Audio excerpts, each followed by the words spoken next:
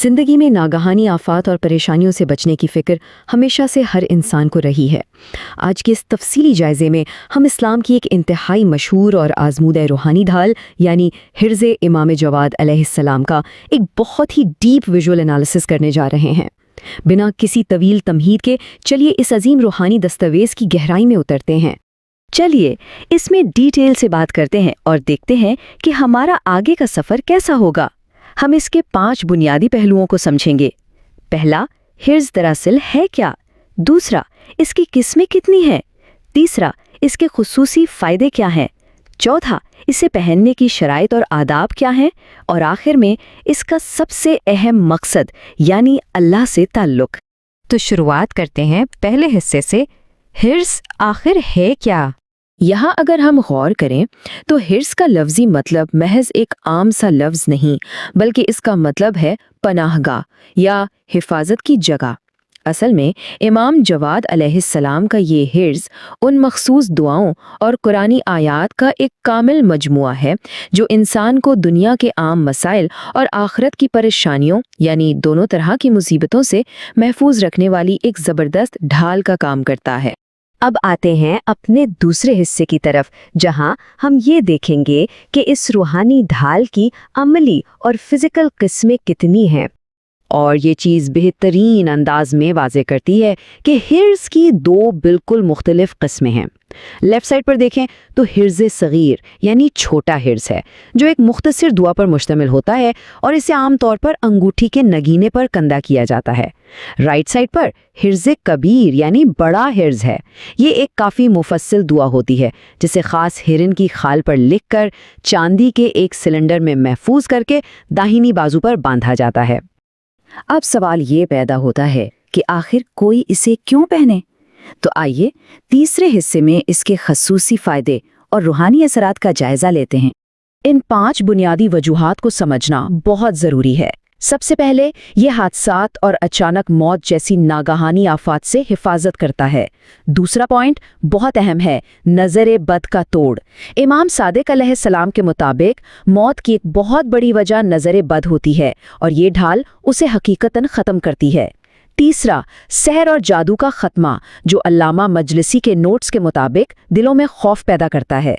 उसके बाद दुश्मनों पर गलबा हासिल करना और आखिरी पॉइंट माली तंगी का दूर होना और रिज्क में बरकत यानी दुनिया और आखिरत दोनों का बचाव। लेकिन ठहरिए, ये फ़ायदे तभी मिलते हैं जब इनके सख्त उसूलों पर पूरी तरह अमल किया जाए। चौथा हिस्सा, शराइत और आदाब। तो सबसे अहम बात यह है कि इन फ़ायदों को हासिल करने के लिए इस रूहानी ढाल का अपना एक पूरा ऑपरेशनल मैनुअल है। ये 4 सख्त शराइत पर मबनी है। पहला कदम लिखने का वक्त है। सितारों की चाल लाजमी साजगार होनी चाहिए, खुसूसन कमर दर अकरब का वक्त बिल्कुल ना हो। दूसरा, मुकम्मल पाकी, इसे बगैर वुज़ू छूना सख्त मना है। तीसरा कदम एक मखसूस नमाज है। और चौथा, जो दरअसल इन सब का निचोड़ है, खालिस नियत और अल्लाह पर कामिल यकीन।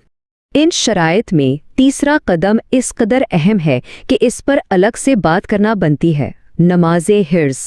इस ढाल को पहली बार पहनने से पहले 4 रकात नमाज़े हिर्ज़ पढ़ना एक बेहद लाजमी शर्त है। इसे 2-2 रकात करके अदा किया जाता है। और मालूम है, इस अमल के बगैर इस रूहानी ढाल का असर शुरू ही नहीं माना जाता। आइए आगे बढ़ते हैं और देखते हैं कि ये नमाज बनती कैसे है। ये एक इंतहाई सख्त रूहानी तरतीब पर मबनी है। हर रकत में सूरह फातिहा के बाद एक मुकम्मल सीक्वेंस चलती है। 7 मरतबा आयतल कुर्सी, 7 मरतबा शहादत अल्लाह, 7 मरतबा सूरह शम्स, 7 मरतबा सूरह लैल और आखिर में 7 मरतबा सूरह इखलास। ये मखसूस रेपिटिशन और तरतीब दरअसल इस ढाल को एक्टिवेट करने की असल चाबी है। फिजिकल शक्ल और नमाज के बाद अब आते हैं 5वें हिस्से की तरफ, हिर्ज़ का असल मतन। आइए छोटे हिर्ज़ की दुआ को देखते हैं।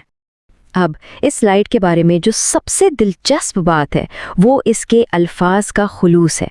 दुआ कुछ यूं है, या नूरू या बुरहान या मुबीनु या मुनीर या रब्बी इकफिनी शुरूरा व आफात दुहूरी व असअलुकन नजाता यौम यनफखु फिस्सूर। अगर इन अल्फाज की गहराई में जाएं तो ये सीधा सीधा दुनिया की आफतों से बचाओ और क़यामत के दिन जब सूर फूका जाएगा उस वक्त की नजात की एक इंतहाई अजीम इल्तिजा है। آخری حصہ اللہ سے تعلق، کیونکہ یہی اس سب کا اصل روحانی مرکز ہے۔ اس ساری ڈیٹیل کے بعد ایک بہت بنیادی سوال اٹھتا ہے، کیا یہ محض ایک عام سا مادی تعویذ ہے یا خدا سے تعلق جوڑنے کا ایک عملی ذریعہ ہے؟ سورس مٹیریل اس بات کو بالکل واضح کرتا ہے کہ یہ کوئی میجک ٹرک یا صرف الفاظ کی لکھاوٹ نہیں ہے۔ یہ موت کے علاوہ دنیا کی ہر مصیبت کے خلاف ایک انتہائی سٹرونگ ڈھال ضرور ہے، لیکن اس کی ساری طاقت صرف اور صرف اللہ کی ذات کے ساتھ قائم ہونے والے اس خالص تعلق میں پوشیدہ ہے جو پہننے والے کو اپنے خالق سے جوڑ دیتا ہے۔ سوچنے کی بات ہے، انسانی روحانیت اور حفاظت کا یہ نظام حقیقت میں کتنا منطقی اور ڈیپلی کنیکٹڈ ہو سکتا ہے۔